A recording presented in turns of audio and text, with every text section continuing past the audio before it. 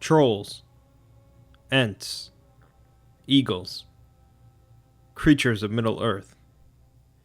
No fantasy universe is complete without a menagerie of creatures and species to populate it, and Tolkien's legendarium is no different. From the large, lumbering servants of evil to the soaring, majestic creatures of the sky, there are a great number of fantastical species to explore. While we won't go over all of them in this video, and others have already been discussed in prior videos, this should serve as an interesting overview of the creatures of Middle-earth. First, we have trolls. Trolls were first created by Morgoth during the First Age, around the same time as orcs. Their exact origin is unknown to us, although Treebeard the Ent stated that trolls were made in mockery of Ents, much like orcs were made in mockery of elves. Whether this means trolls are actually corrupted versions of Ents is unclear, but they do possess immense strength and size. Morgoth used trolls throughout his battles, but much like the rest of his armies, most were wiped out during the War of Wrath. Some survived, however, and either roamed the mountains or caves of Middle-earth, or ended up serving Sauron in his army. Aside from their limited intellect, their major drawback is that they cannot endure sunlight, much like most orcs. During the Third Age, Sauron created a new breed of trolls, more powerful and capable of enduring sunlight without turning to stone. Speaking of Ents, the Ents were created during some of the earliest days of Arda, as a request by the Vala Yavanna. Since Eru Ilúvatar had given life to dwarves, and they were prone to cutting down trees, she asked Eru to give life to something to protect the growing things. Thus, Eru created the Ents, and they became shepherds of the trees, to protect them from dwarves, orcs, and other dangers. Ents are around 14 feet tall, with very thick skin resembling bark, and often look like the trees they were protecting. They possess great strength, stronger than trolls, but were very slow and deliberate in thought. The early elves began conversing with the Ents, giving them a desire to speak, and teaching them Elvish. Later, the Ents developed their own language, Entish, as well as gained knowledge of other languages.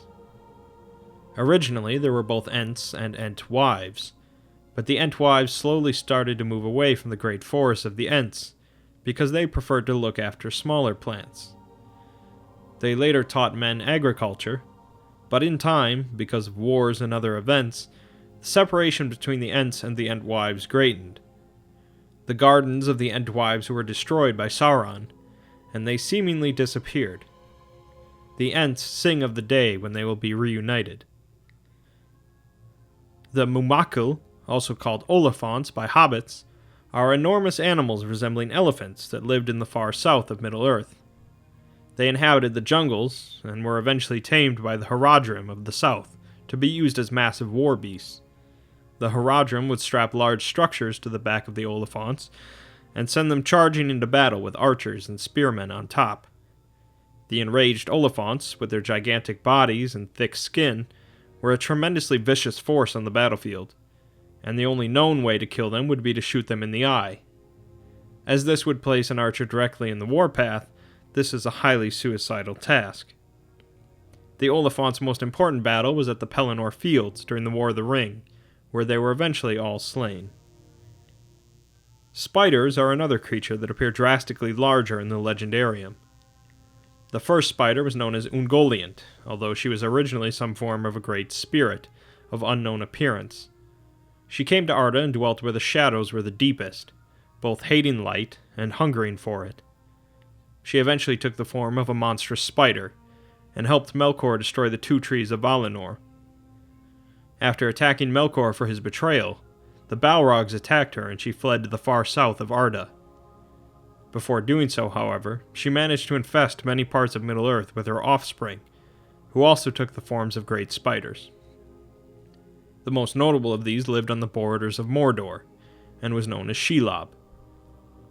Shelob inhabited a series of tunnels near Cirith Ungol, meaning Spider's Cleft.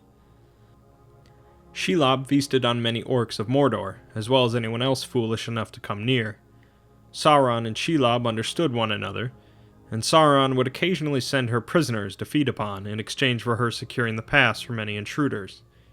Somehow, Gollum managed to communicate with her while he was in Mordor, and promised to bring her food if she released him. Later, Gollum led the hobbits Frodo Baggins and Samwise Gamgee to Shelob's lair, where she attacked them. Amazingly, Samwise managed to fight back against the Great Spider, injuring her and causing her to flee.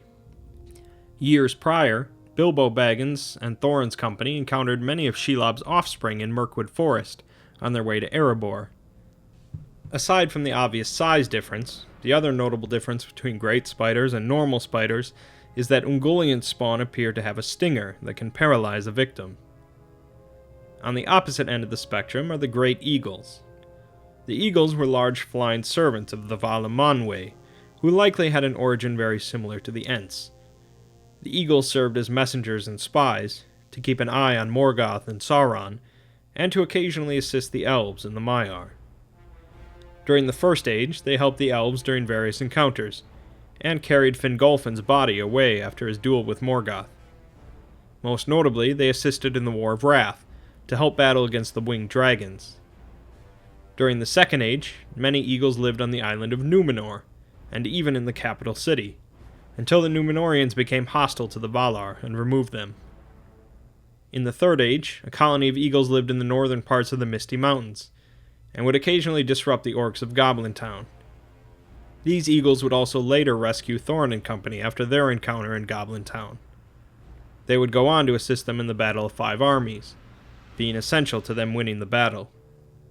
Several eagles also carried Frodo and Sam away from Mount Doom after the destruction of the One Ring. One of the odder creatures in Middle-earth is the werewolf. Werewolves were created or corrupted by Sauron, who could also take their form, and were present mostly during the First Age, although they were apparently in Sauron's armies during the War of the Ring. Werewolves were intelligent and ferocious, capable of killing many men with their fangs and claws. Werewolves notably tie into the story of Beren and Luthien, and will be discussed further in that video. A possible offspring of the first werewolf might be wargs, great evil wolves that orcs of the Misty Mountains would often use as mounts. Wargs were sentient and had their own language. Both Thorin and company and the Fellowship of the Ring would end up being attacked by groups of wargs during their quests, and wargs were present during the Battle of Five Armies. Perhaps some of the strangest creatures existing in the Legendarium are the nameless things living in the very depths of the Misty Mountains. Their origin is completely unknown, and Gandalf claims they are older even than Sauron, and he knows them not. According to him, they exist far below the deepest delvings of dwarves, and spend their time gnawing on the world. Their nature beyond this is unclear, and Gandalf was very reluctant to speak about them, so it seems there is still some mystery left in Middle-earth. The Watcher in the Water that attacked the Fellowship of the Ring is possibly one of these nameless things that came to the surface. Again, this is not every creature inhabiting Middle-earth, but these are the ones I thought notable to mention in this video. I hope that once again this shows the depth of Tolkien's imagination and sense of wonder.